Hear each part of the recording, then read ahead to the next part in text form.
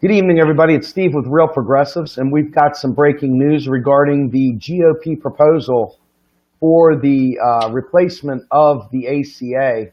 And before we jump into this with Arn Menconi, I want to just state for the record, the Democratic Party has literally given up any sense of credibility in this fight, as they have totally forsaken pursuit of single-payer health care, of Medicare for all. They have largely sat idly by, just fighting for the ACA, instead of taking the fight to the people, taking the people's issues out there. The Democratic Party has basically punted.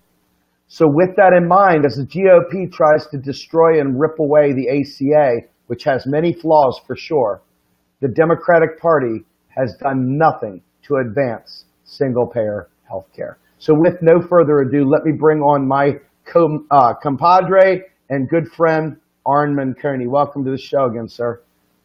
Hi, Steve. Thanks for having me on again. Absolutely. Well, you are Real Progressives too, my friend. Never forget that. You are a key member of our team.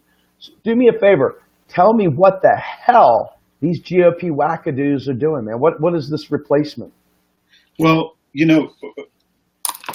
before we get into the nitty-gritty of the replacement, the reason I said, let's go on the air tonight and talk about this is because they're ramming this through.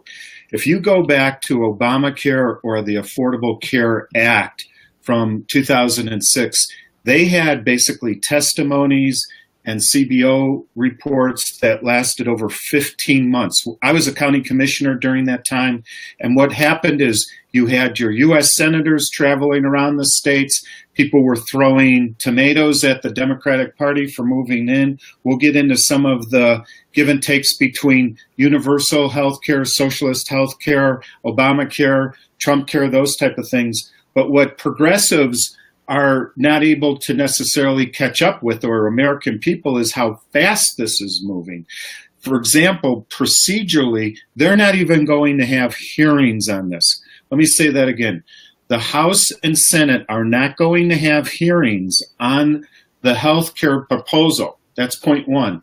Point two is this is a budget proposal. This is not a piece of legislation. What I've just learned about, or what Americans have just learned about in the last week, is they have been sort of bite-sizing this in so that they could put it through. So if people wanted to remember only one thing about this, is this piece, which they say there's 3 stages, and Trump has said there's 3 stages. This first stage is essentially a budget bill. Said real simple, this is the tax cut to the super rich that have been helping subsidize most of what we've been seeing in Obamacare. Wow. Okay? So fundamentally, what they have been pitching and what Paul Ryan has been saying is this is supposed to make healthcare cheaper. I mean, this is what they've been saying, is Obamacare is a death spiral. It's getting more expensive. And we're going to go to a more competitive process. And we're going to lower your costs. We're going to make it more accessible. Well, that's what everybody does. I mean, I have a 10 and 12-year-old. I have had health insurance given to me as a public official, which was a Cadillac health insurance. I have had health insurance to be shopped as a small business owner, a nonprofit, where we've had to look at what kind of, out of pocket that we'd have, or premiums, deductibles. I've had to go through Obamacare and purchase, and right now I'm part of the expanded Medicare part that I get with my 2 kids. So this really, I can't, I've been involved in activism and politics.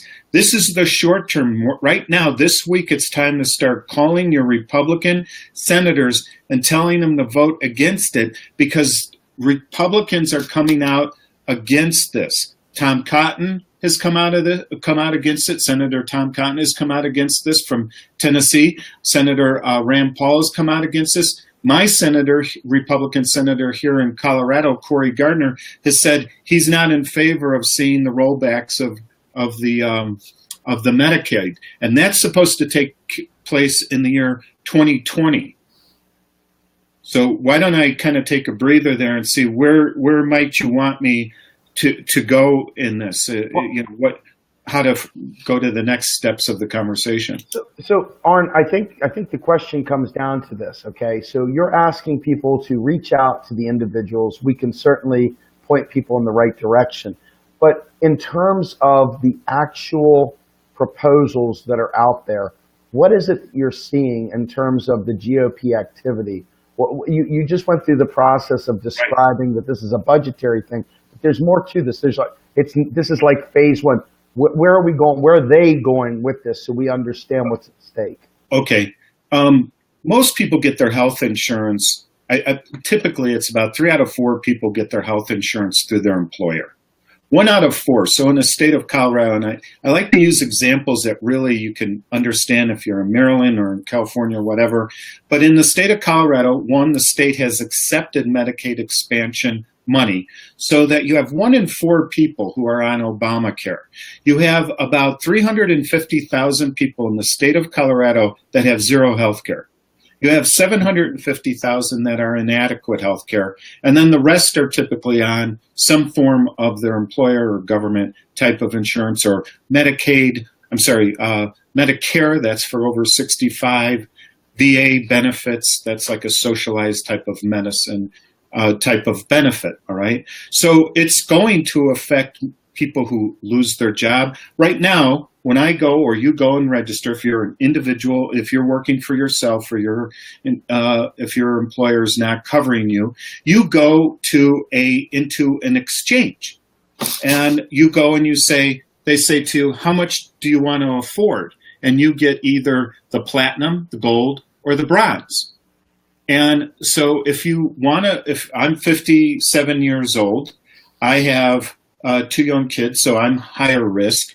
For me to go on the bronze is $750 a month with a $5,000 deductible, an 80/20, and then I have to pay a doctor's visit pay. So what I've seen people do is you could have out of pocket if you have an injury like the one I did in the car crash and those type of things, or my kid had the flu and I took him into the doctors and that kind of stuff. You could see out of pocket of $10,000, $15,000, $20,000 a year while you're paying, depending on where your income is. So that's how Obamacare is. And then the second part of Obamacare, it's based on your income. So somebody who's making $150,000 a year might get less of a credit or no credit. I forget what the breakoff point is.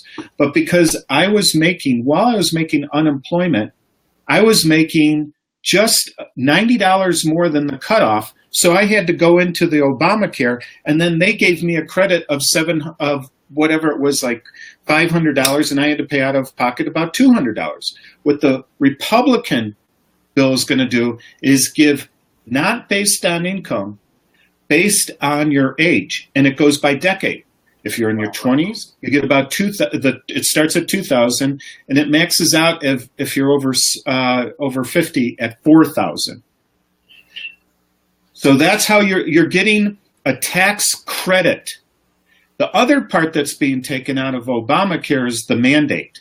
So if you don't go on Obamacare right now, you get penalized.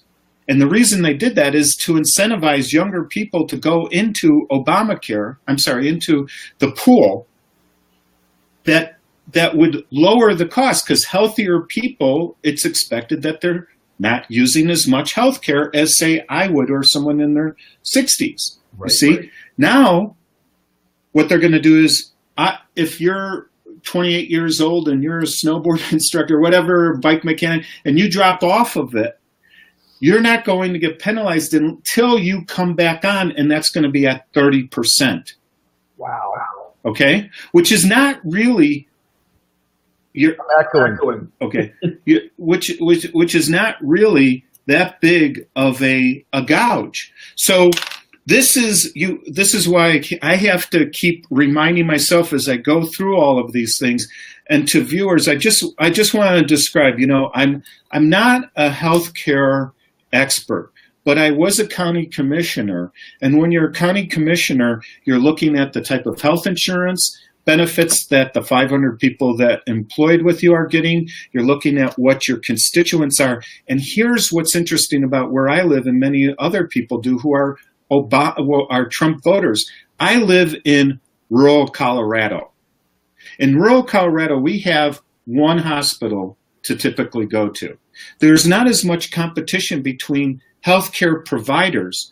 Therefore, this area of the country has one of the highest premium costs. Now, perhaps if I lived in a major city where there's more competition, it would be much less expensive, and it depends on your age. So what the Kaiser Foundation has come out with is a county-by-county study of how this affects people. And where it affects people the most is rural America, typically white, middle class, or unemployed people who are just going to get this tax credit.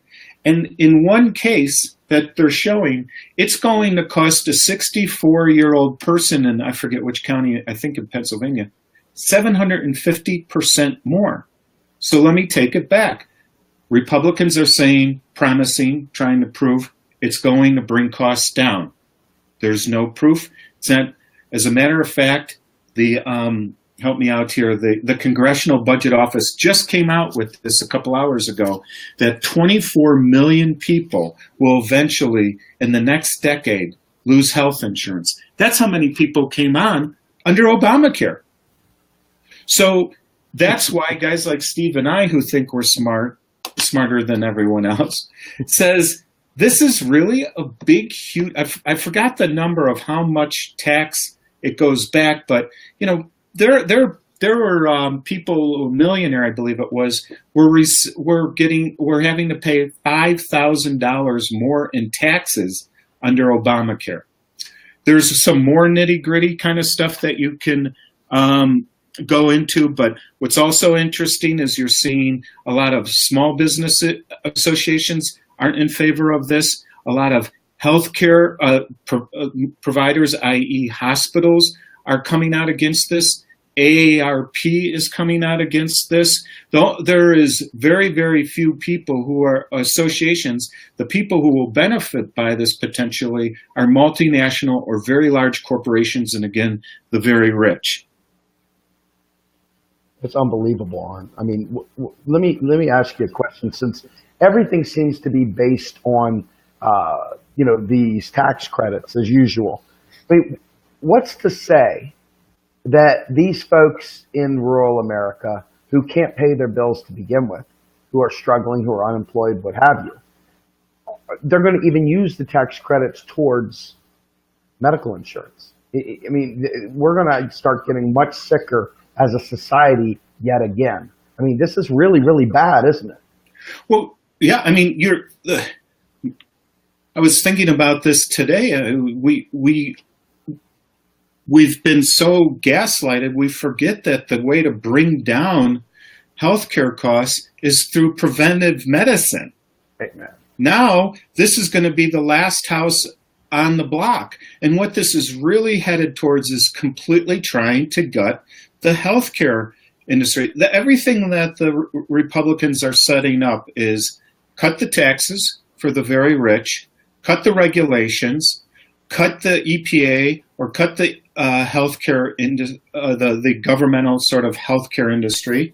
And this is why Republicans, I think there's 13 Republican senators who have come out and said they don't like the rollback of Medicaid. And the reason they don't is because it's going to affect hundreds of thousands of voters, if not 1 million voters, depending on where you're living.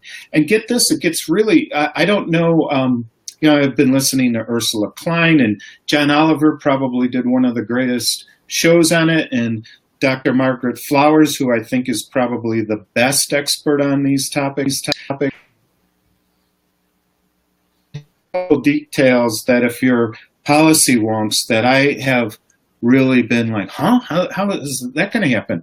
Remember how they were selling us on you could buy your insurance cross state lines. It's going to be more competitive because capitalism is competition and it's going to be market driven. And so, Steve lives in Pennsylvania and maybe I'll use his provider to have my health insurance in Colorado. Well, That is not probably ever going to happen in our lifetime, because that means the provider in Pennsylvania would have to be the provider here in Colorado, and that typically hasn't been happening, because there are states in New England where you could actually do that. I mean, essentially what we've seen, Obamacare is Romney Care. Yes. And so you had Romney Care sort of repackaged. You had the GOP back when Barack Obama, who wasn't some big, like, we've got to go with health care. It was more coming up from Pelosi and Congress. You had polling at that time of 70% of Americans were in favor of some form of universal health care.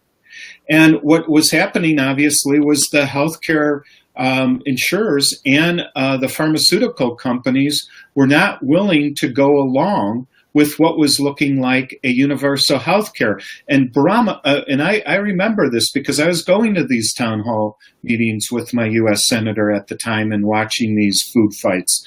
And, they were telling me when we were just in the other room before going on stage, whatever it is, they said, universal health care is dead on arrival. It's not going to happen, because you weren't having enough blue dog Democrats who were willing to come on, because they were afraid that they were going to get too beat up with that. And they were trying to work with the GOP, and they got none of the GOP on board. It was a straight party line vote. And so here we watch the GOP today. And yes, I want to get to this. I want to get into the micro before we get into the macro.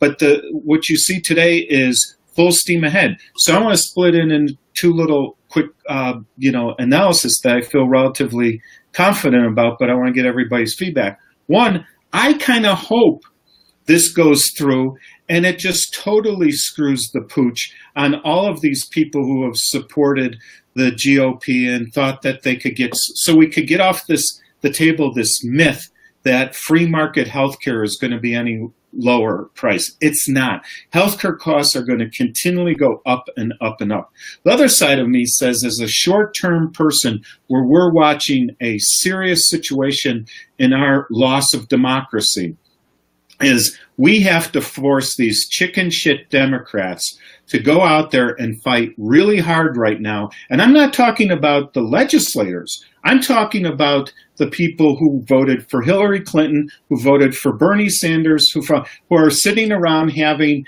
this sort of latte sort of debate about we should have universal health care. Right now, what we have to do is we've got to slow down the clock. We've got to win. We won by slowing down the clock on DeVos for Secretary of Education, and she got voted in. But guess who didn't? Purdue for the Secretary of Labor. So every time that you slow this down, every time that you drive Donald Trump crazy, if it's the mainstream media, the independent media, the progressive, the crazy Tea Party, whatever, the more they're going to look like they're full of shit. Our job is to turn on the lights and make the cockroaches run, is what I always say. And right now we've got this week and next week to do it, because they're ramming it through.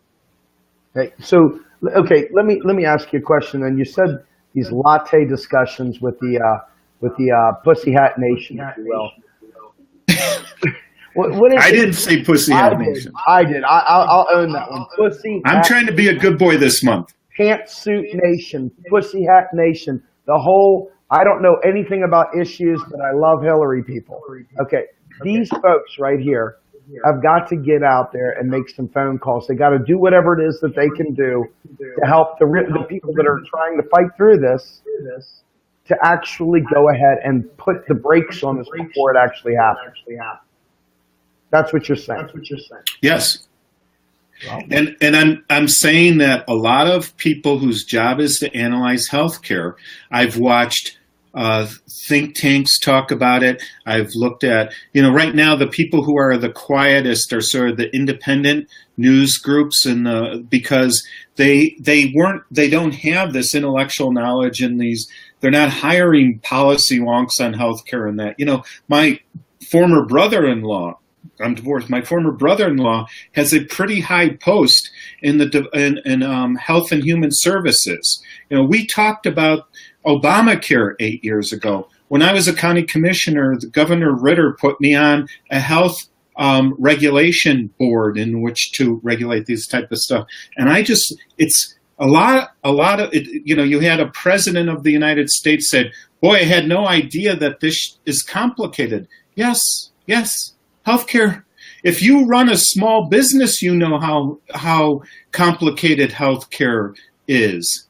If you are out shopping on your own, now you have the basically they're trying to give their tax breaks. They're trying to gut it. Over the last 8 years, the healthcare industry has been making great profits. They haven't been losing money. Under George Bush, the Republicans forced through a pharmaceutical bill that was a payout to the pharmaceutical companies. We could get into so many little details here, but what we need to be thinking about is, let's just talk about what is our elevator story, Arn? What should we be armed and ready with if we were talking to our elected officials? You would say things like, it's not going to lower healthcare costs. That's number one. You have no proof how it's going to make it more accessible. And there's a lot of ways that I've already explained that it's not. You've taken the cross-state piece to make it more competitive off the board, off the table. That ain't happening. And then you just go from your own budget, your own mom and pop story, your own family or your relative. The number one cause of bankruptcy in the United States is healthcare costs. The other thing that happens is when people go off of healthcare rolls, they go into the emergency room and they get taken care of, and that cost gets passed on to the people who are buying the health insurance, and that's going to go up. Mm-hmm. So, Arn, I'm going to echo. I'm afraid you got to turn me down a little bit so I can come back in. For the people who are watching right now, forgive the echo. But you all need to understand that right now, we don't have any champions. We are our champions.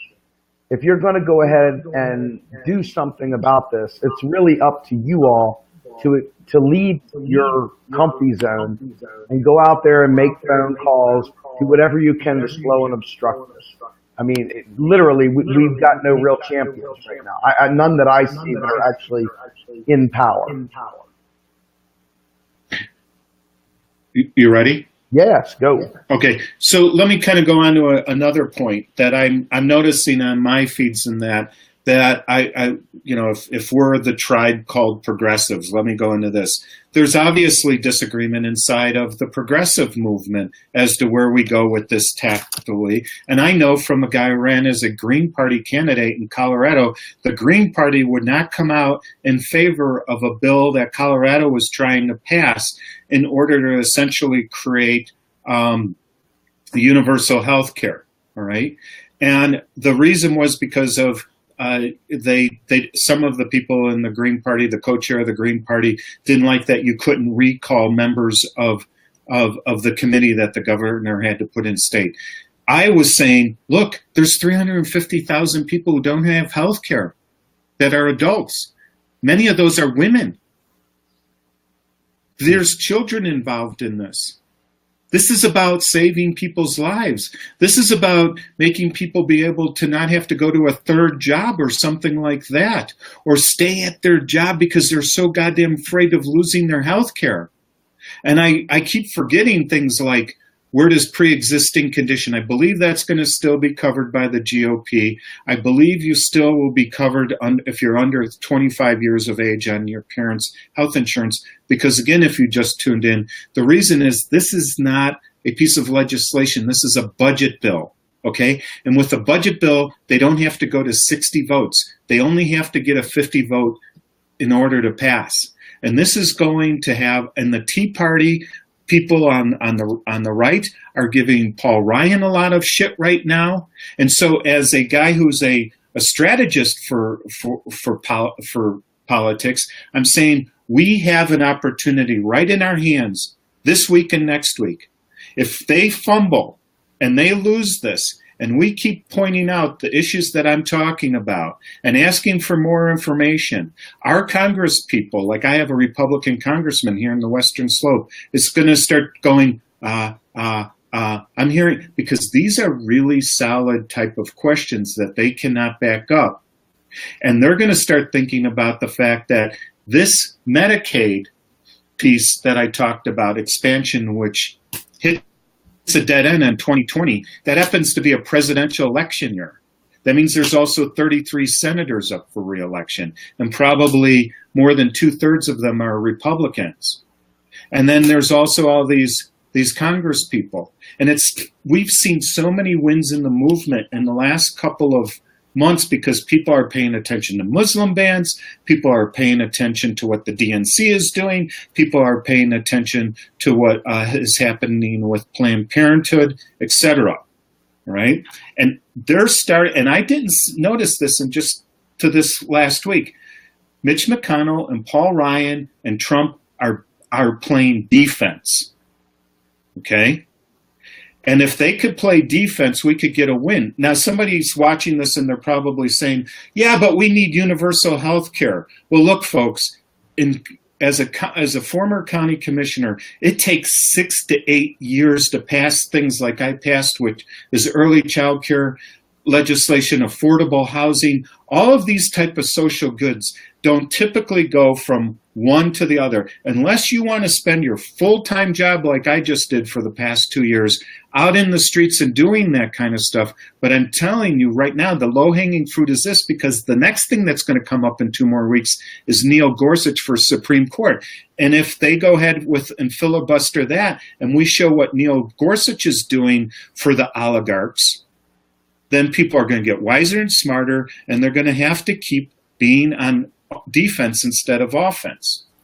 Is this kind of making sense? Where you see how the policy legislation that's going forward, Stephen, is the opportunity for us to come in. So rather than necessarily going and thinking we're going to stop the EPA right now, because that one is not affecting us right at this very, I mean, I get to talk to executive directors of environmental organizations. They're not freaking out about that kind of stuff right this minute, but we're thinking about how do we chip away, and then the next step after that, and I don't have that much of a, it's kind of like, somebody said, that's a great example, use that one on the show tonight.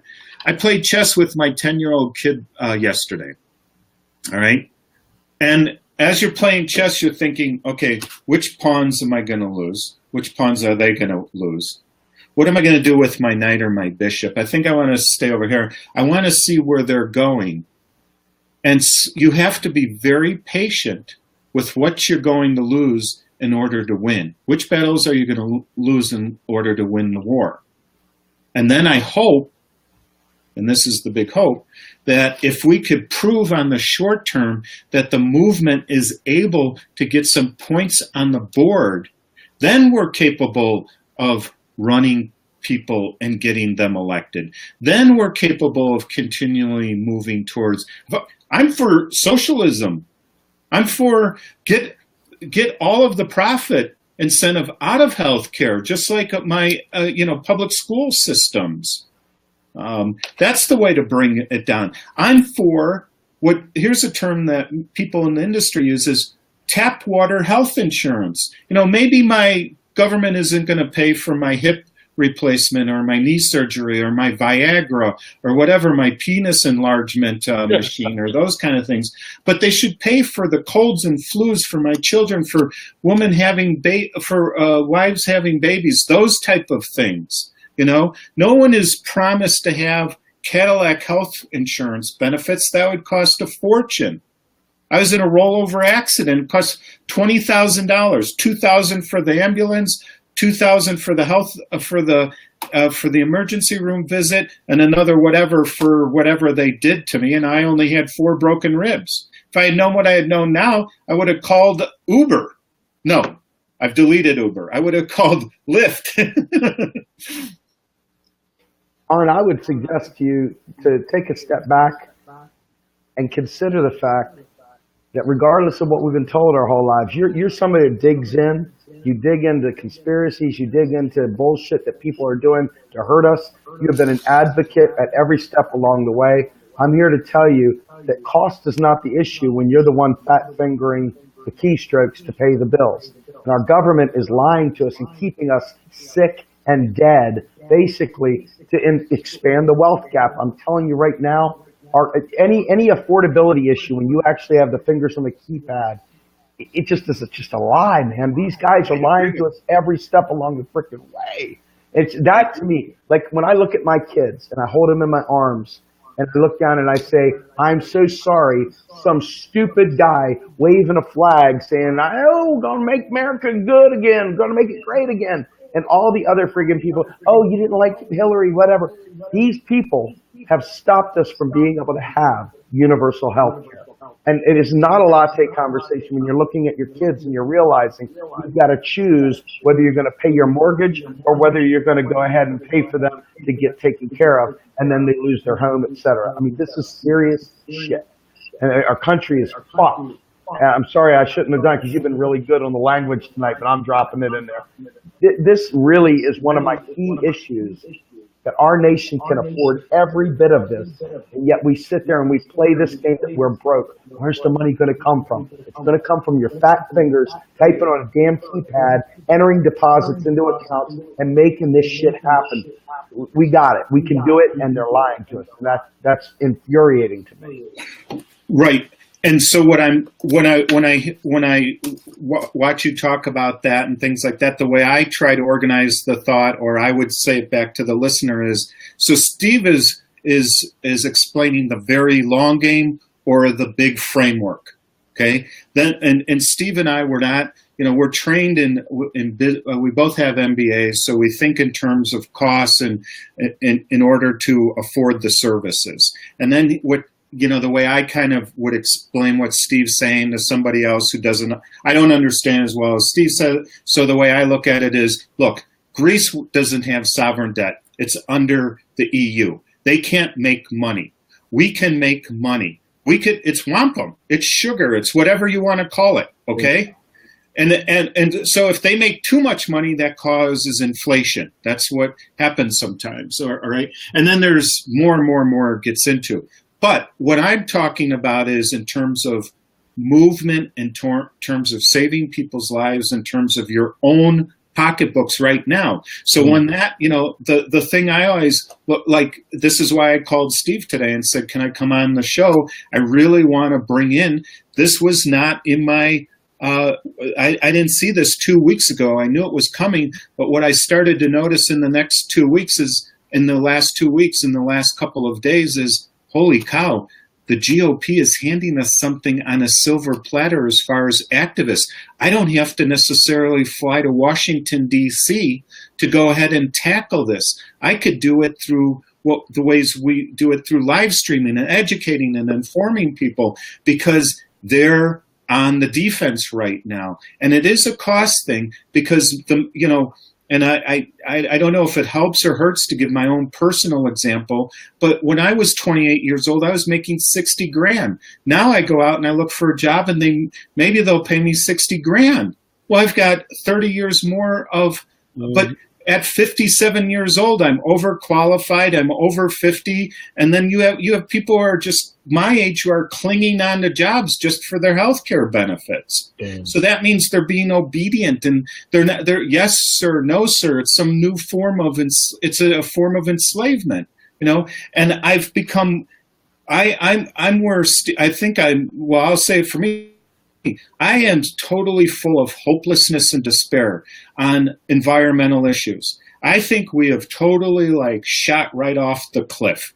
And again, I'm an anti-war activist, and I would love to talk tonight to you all about the defense budget and where that thing is going, and how there's plenty of money in order to buy nuclear weapons and free healthcare and free college education and that kind of stuff. But Ralph Nader is somebody that I kind of look to a lot. And what Ralph Nader is paved the way for is you have the far left and the far right can convene on this one particular issue of healthcare. Where the far left and the far right are not going to convene on Neil Gorsuch. But if we could tie up and educate people more and more on the Supreme Court issue and what Neil Gorsuch could do to tort reform, to agency oversight, to privatization, those type of things, we'll get further and further along. And now to go to something funny, the more we do this, the more that the predator in chief goes fucking crazy at 6 o'clock on Saturday morning while he's flying down at the tune of several $1 million to Mar-a-Lago again this weekend. He's going for the 5th time.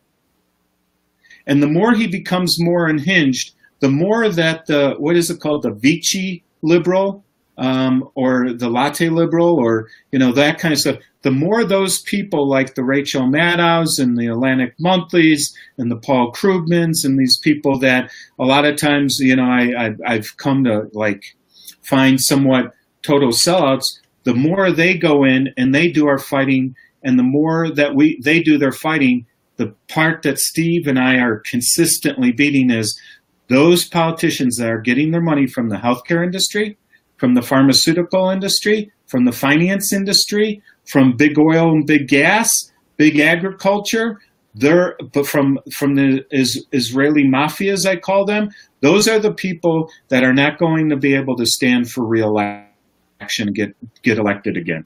And my other point is the media has to wake the fuck up, okay? I was sitting down with a journalist today, and I said my biggest disappointment, knowing what I would have known now, is I wouldn't have run as a U.S. Senate candidate because the media was complicit. They were nowhere. And she said something I forgot about. I want to share it with this. These people aren't making that much money. They got to come up with a 500-word story, 2 stories twice a day. They're just like everybody else who's working and trying to take care of their kids. They're not thinking about all of the, they don't have lengthy periods of time to research this. All of these issues simultaneously. Mm-hmm. Absolutely. The neoliberal journalists, where we have them in our palm of our hands right now, is they want revenge. So use the healthcare bill to get revenge in order to expose.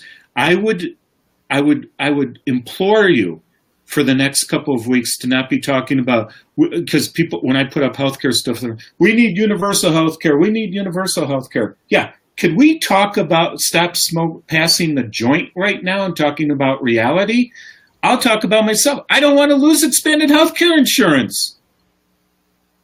And if I go off the rolls and I go back on the rolls, it's going to be extraordinarily expensive. I don't want to find out, because nobody's talking about this, that the way they're going to do Medicaid expansions, they're going to give it back to their states in a block grant. So you get this big bag of money, and then they go, a block grant is fungible money. Fungible money. Fungible money means you could put it anywhere you want to put it. So guess what, folks? 34 states are Republican. And let me ask you a question on this. Please jump in. Money is not encumbered at all? That I don't know. I've just started to see that part of it. Okay. So I was trying to get a little bit better informed before we got on the air. So I'll be more than happy when I get that answer to pass it along to everybody. Because the other question that you immediately ask is, what about the states that didn't even take the block grants? There are so many people on Medicaid who are just going to be screwed. And then when you're an employer like I've been, I had 6 or 7 offices. I had dozens and dozens of employees, and they were in different states. And so we'd have to call, what is the state? Washington State has a different setup than Oregon, a different setup than Colorado, et cetera, et cetera. And we were only a $2 million business. We didn't have insurance experts on our team trying to figure this kind of stuff out. You're spending all your time doing this. So why I say that is, if I'm speaking to those who are employing 5, 25, 50 people or whatever number it gets up to that has a breaking point, now you got a whole new homework assignments going on for you. You're thinking, my employee benefits are their salaries, their health insurance, their vacation, whether or not they get a parking space. And families are thinking in terms of their salaries, in terms of their health insurance. Does my wife's health insurance cover the whole family? Do we do this and that? I mean, I'm divorced. I have these conversations quarterly almost with my ex. Oh, God. The Republicans don't. The only difference between a Republican and a Democrat is a Democrat looks back down the ladder while they're climbing it. Trust me, folks, I was at all the Democratic county meetings, all the state meetings. I've been around all these people. They're actually nice people. We don't sit in a back room thinking about how we're going to fuck people and take money from the super rich or from the lobbyists. We think about that chess game. Which pawn? So if you're a U.S. senator, your pawns and your knights are looking different than my pawns, or if you're a small business owner, or if you're whatever it is. So the more we could co-opt them, as use their messages to win the battle. And politics makes for strange bedfellows. You might have to team up with Hold Your Nose, MoveOn.org right now. Those type of people in order to win, just like we had to with the Iran deal. So again, if you've just tuned in, the simplest way to put it is, a friend of mine, Emma, said this isn't a health care plan. This is a wealth care plan. This is to make people rich. And that's what goes back to what Steve is saying. They're taking more wampums, more sugar, and they're giving them back to their super, super rich because the oligarchs are going. I'm talking too much. No, it's interesting you say that, because what they're doing is, this is all neoliberalism, folks. You say you hate neoliberalism. This is neoliberalism on steroids. And what you're seeing is, once again, the wealth gap grow, and they're using health, they're using our lives as a means of expanding that wealth gap. It is just the most disgusting thing. And yes, Arn is exactly right. Our short game, our tactical game, is to stop this shit right now. And you find whoever you need to find to make it stop now. But the flip side is, never ever give up the fight for the long game. That's how we got here to begin with, because people thought it was lost and they stopped fighting. Right. And this is what I've used before as an example, is many of the people that are watching this show, you already got the basics down. So I taught snowboarding, and I need to assess, do I need to take you on a green run, a blue run, a black run? What am I helping, the advanced person B versus advanced person C, those type of things. And what I'm trying to do is, let's slow down the clock, folks. Let's not be the Atlantic Falcons and choke in the fourth quarter and lose to the Patriots, okay? By slowing down the clock, what do you get to control? Part of the narrative.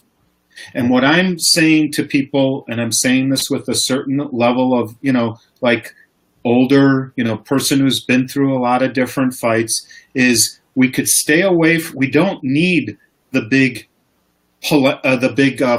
ideology arguments right now. We have to stay with the tactical pieces, because I've been in so many debates with Republican legislators over the years, and when you know the details and they can't drill down into the details, then you go to the press and you use the press, or you go to this type of thing and you do that. And all they have to do, if they cannot pass this repeal in the next 2 weeks, let's play this out, you and I. What happens if they can't pass the repeal? Think of it politically. It's more than just egg on face. Absolutely. Now all of a sudden they got to retrench and rethink, and you build a long opportunity to really block this. I mean, right. And if you're somebody out in America, you're saying to yourself, so am I one of the 23 million Americans that get screwed in the next 2 years? Or do I let them pass this, let everything blow up, and then wait to see if we could come in with something else?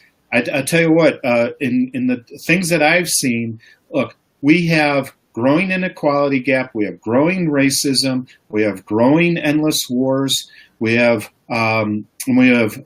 real problems with growing environmental destruction, and that's all because the oligarchy doesn't give a fuck.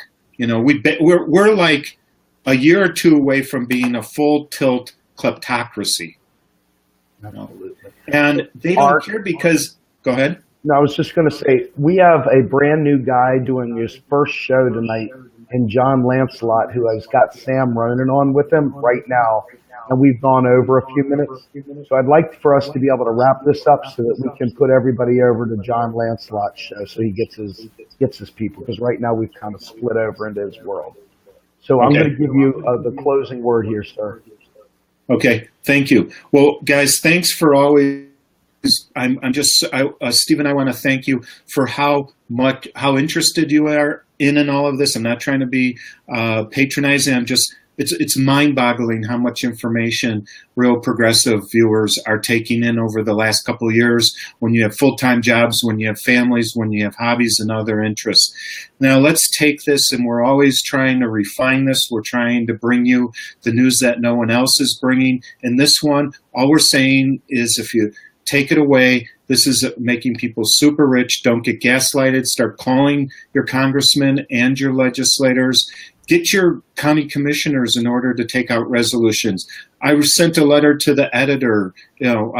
Use Twitter.